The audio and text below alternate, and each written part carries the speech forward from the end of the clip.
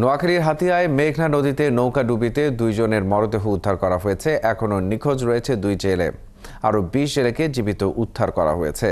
এলাকার লোকজন জানান, বুধবার রাতে হাতিয়ার বুড়ির দোনা এলাকা থেকে রবিউল মাঝির নেতৃত্বে 24 জন জেলের একটি দল মেঘনা নদীতে মাছ ধরতে যায়। শুক্রবার ভোরে ডুবো চরের সঙ্গে ধাক্কা লেগে নৌকাটি ডুবে যায়। এ সময় 20 জন জেলে সাঁতরে তীরে উঠতে পারলেও 4 জন নিখোঁজ হয়। পরে এলাকার লোকজন নৌকার ভেতর থেকে হাশেম ও জুয়েল নামের 2 জেলের মরদেহ উদ্ধার করে।